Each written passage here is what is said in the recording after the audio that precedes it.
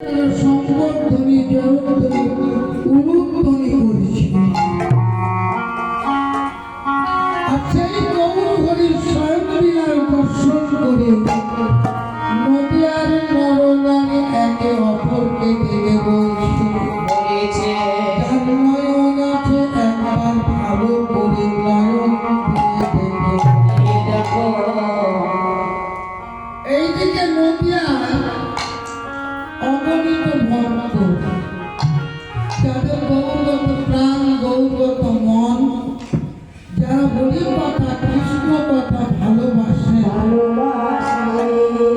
আজ প্রভাতকালে সাধু সঙ্গ করবেন বলে সবাই কুঞ্জের দ্বারে এসেছে।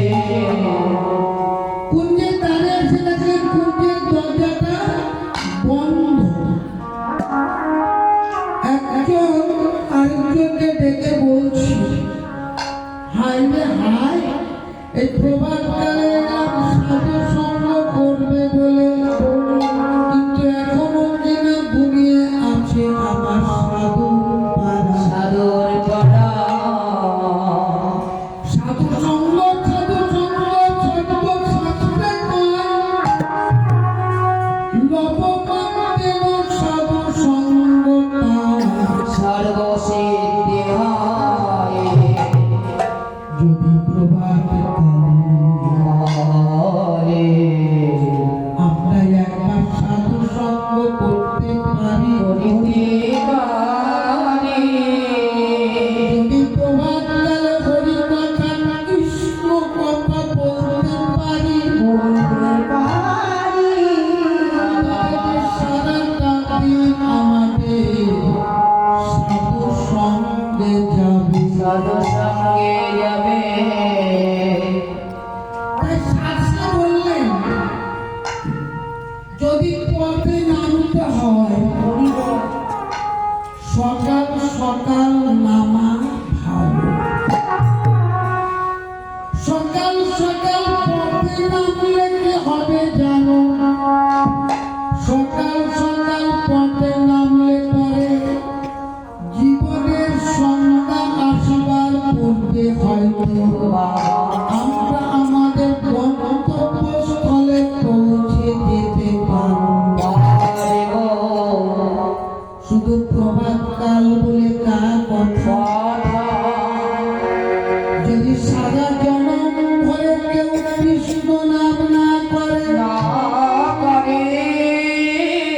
সারা জনমের মধ্যে যদি কোনদিনের জন্য একটু সাধু সঙ্গ না করে, তার প্রতি কি আমার গৌর হরির কখনো করুণা হবে না? বলেন হ্যাঁ, হতে পারে। সারা জনমের মধ্যে যদি কেউ হরিনাম না করে, সারা জনমের মধ্যে যদি কেউ কোনদিনের জন্য একটু সাধু সঙ্গ না করে, একদিন না একদিন তার এই গণার দিন ফুরাইয়া যাবে। যেদিন তার গণার দিন ফুরাইয়া যাবে, প্রতিবেশীরা ধরাধরি করে নামাইয়ে দিবে ঘরের বাইরে তুলসী তলায়। যদি মনকালে কৃষ্ণ গোবিন্দ তোমার গোলাম বলতে পারে, তার এই জন্মে নাই বা বলো, মরণকালে হরিনামের সঙ্গে প্রাণ দিলে পরে এমন কৃষ্ণ ভজনের জন্ম তার আমার হয়ে থাকে।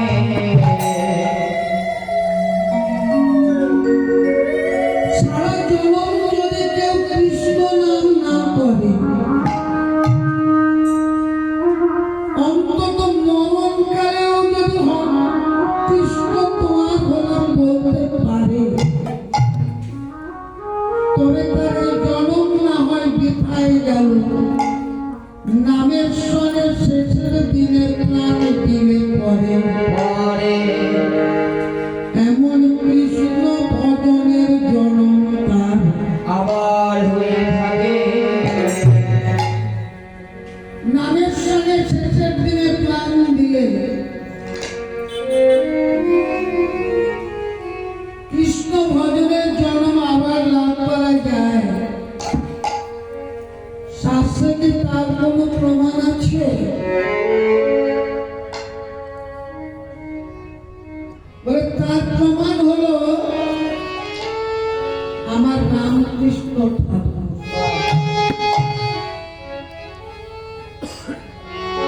আপনারা তো জানেন এই রামকৃষ্ণ ঠাকুর ছিলেন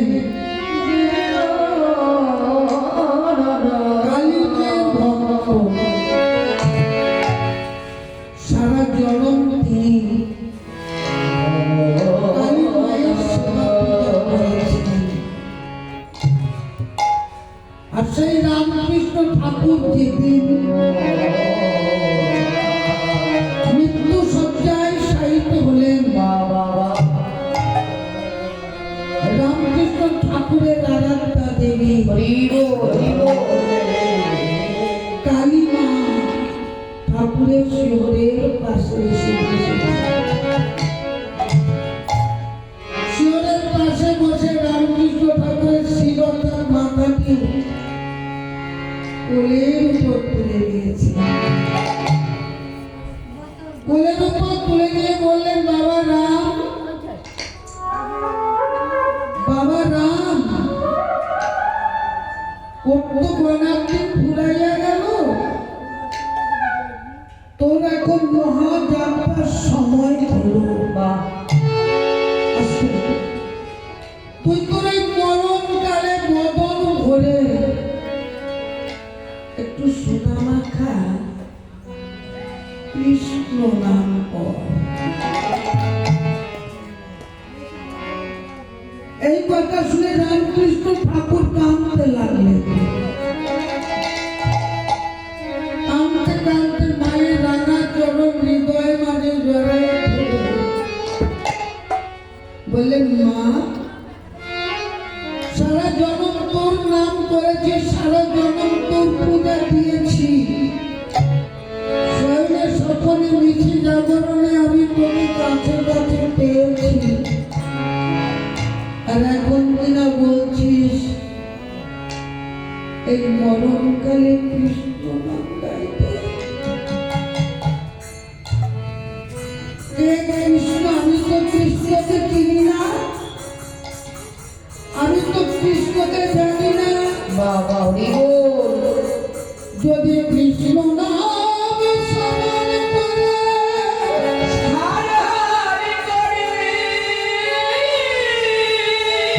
কৃষ্ণ নাম বদনে উচ্চারণ করে শেষ নিঃশ্বাস পরিত্যাগ করলে জীবের পক্ষে মঙ্গল হয়। তুই তুই আমার মা,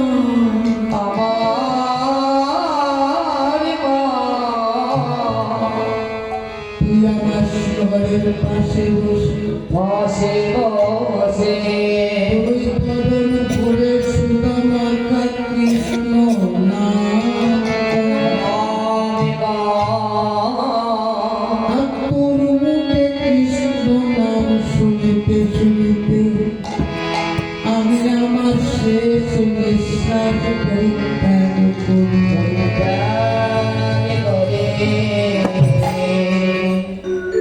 তাই শাস্ত্রে বললেন, সারা জনম যদি কেউ কৃষ্ণ নাম করতে না পারো, অন্তত মরণকালে যদি আর কৃষ্ণ গোবিন্দ প্রার্থনা করতে পারো, তোমার এই জনমটা না হয় বৃথায় গেল।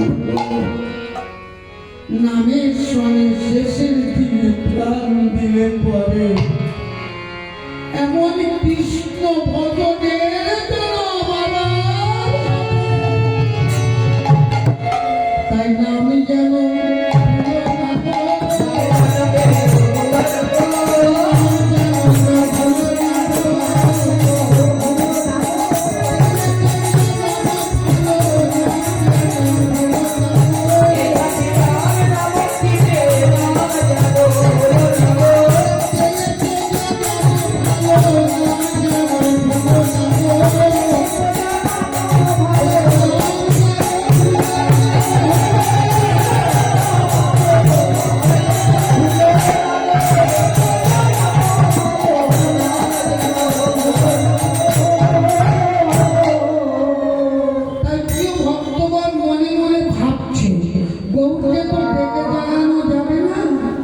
যদি ডেকে জাগানো হয় রসে বিরস হতে পারে। তাই তারা কি করলেন, যেমন আপনারা কীর্তন শুনতে এসেছেন, আপনারা ভক্ত, এখনো মন্দিরের দরজা বন্ধ আছে, তাই গৌরকে জাগাবার জন্য আপনারা কি করলেন, এবার সবাই মিলে, এবার বাবু তুলি সবাই মিলে করে প্রণাম।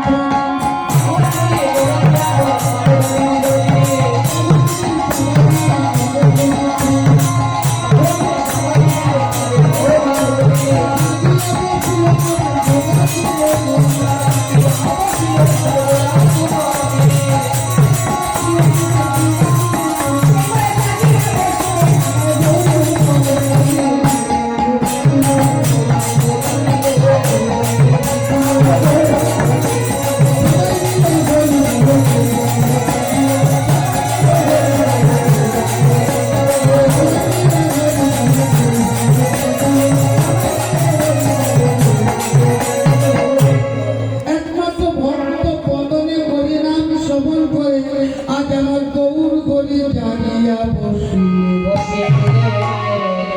বাবা বিষ্ণু পদকর্তা বলেন গৌরাঙ্গ লিখেছেন, না না আমার মনে হয় গৌরাঙ্গ নয় গো, যেন চৈতন্য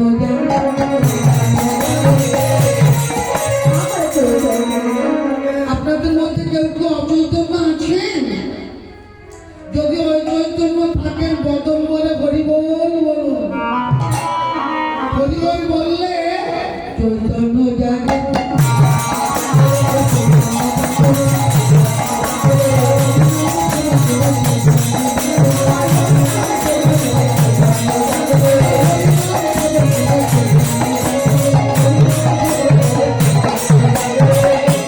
একমাত্র ভক্ত বদলে হরিনাম শ্রবণ করে আমার গৌর হরি জানিয়া বসিলে।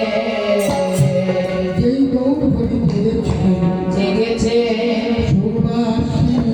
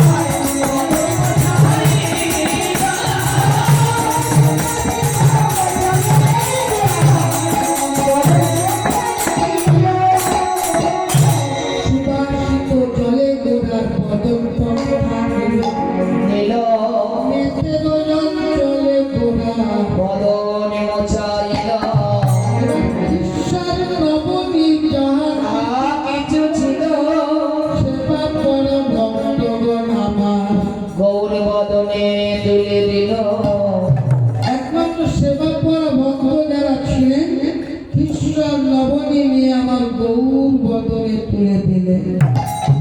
নদিয়া নগরে কেন করায়ে বিলাস, আমার বাসুদেব বসে দেখে সদায় গোপাল, ওরে সদাই এখন